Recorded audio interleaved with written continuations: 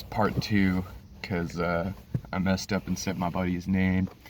But anyways, so yeah, me and Mark, finally get the bars, and we're stoked, and we're looking forward to going and smoking up, and kind of like talking about what we're gonna do.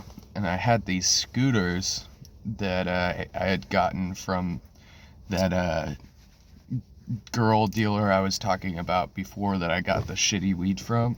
I just like traded her some mushrooms or Adderall or something like that for these two scooters, and one of them was like a normal razor scooter for like a high schooler or whatever, and one of them was a kid scooter. We'll get to that. I'm riding around on the scooter with Mark in town. We probably popped like one and a half each, and we're smoking and stuff. And I remember we were going to this park. I just rode the scooters there, and there was a homeless guy there. And back in the day, especially me and Mark, for some reason, we're just fascinated by like talking to homeless guys about like how they got there and how their life is and shit like that. So we literally like go up to a tweaker and like offer him a hit of weed and shit. I remember he didn't want to smoke weed, which I was like, what? Like how can you be homeless and not want to smoke weed? He probably didn't want to smoke it because it was fucking mid. And offered him some weed and like talked to him about his life, and we were just fucked up. And unfortunately, the conversation is a little bit blurry because at this point I was on Xanax, and it's hard to remember anything from Xanax. But what happens later on this evening was very memorable, regardless of how much Xanax I was on. So, yeah. We eventually stopped talking to the homeless guy, and we go back to my car to get the weed or something. I don't remember exactly why. I remember, though, that Mark had a Nord vape, and I was just barred out and feeling good and hitting his Nord, and ooh, life's good, man. Fucking, I can't believe that I get to do something like this. And it was probably about midnight at this point. I would sneak out only at like 10 o'clock and go pick up Mark, because like, I don't know, our parents would go to sleep. So go pick him up, and we were chilling.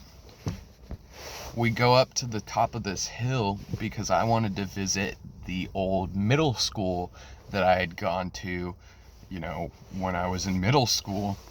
And so we were fucking riding scooters around there.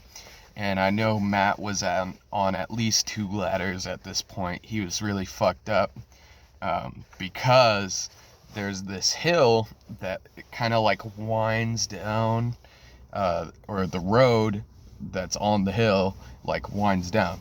And so we were like, what if we bombed this hill on the fucking scooters?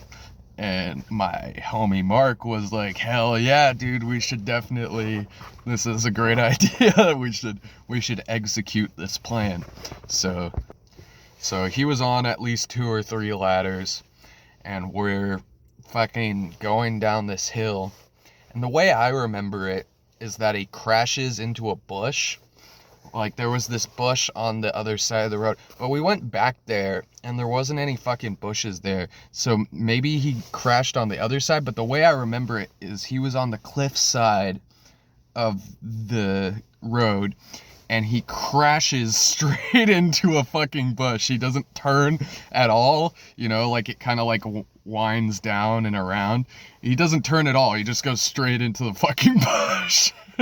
So, I gotta go check up on him and shit. And he's got these big ass scrapes on like his, his hands and his back. I remember specifically like his back and like side or whatever being fucked up. And so, oh, are you all right, man? Like, oh, we'll go get some water and shit. And, he wasn't being a pussy or anything, but he was genuinely like pretty hurt. Like, he crashed hard. He was probably going like 15 to 20 miles an hour, and he went straight into a bush. You can't feel very much on Xanax, so he was fine. we go back to the car, and we're kind of smoking the bong again. I think he had some joint papers.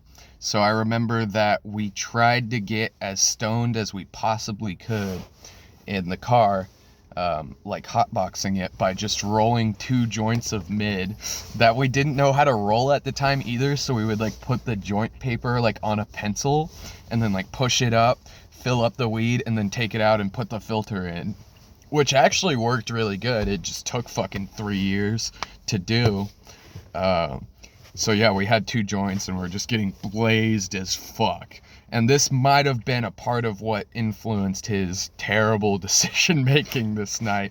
You know, it's about 1:30 at this point, and he just turns to me, and we were in the parking lot of this Regal theater. I remember this. And he goes, I just want to see what it's like. And I was like, what are you talking about? He's like, bro, I'm gonna pop like 3 of them right now. I'm like, no, dude, don't do that. You're not gonna remember anything. You're just gonna black out. Like, don't do that, idiot. And he pops three ladders. If you have never done bars before, you don't understand. This is the equivalent to like injecting just like a whole needle of fent or something. Like, you can never take 3 ladders of Xanax and then like remember what happened the next day unless you have a ridiculous tolerance.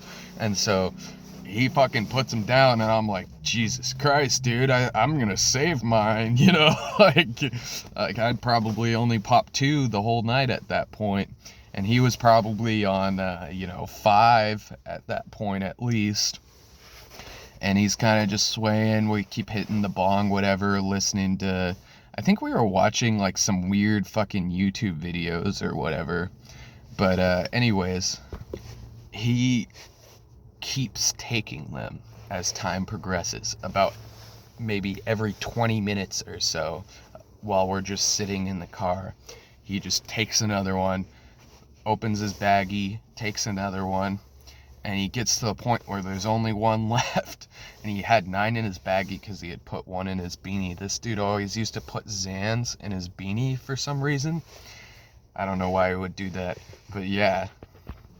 So he's on 9 ladders at this point, and maybe it's like 2:30, maybe 3 o'clock at night. And he falls asleep, as you would when you take 9 ladders.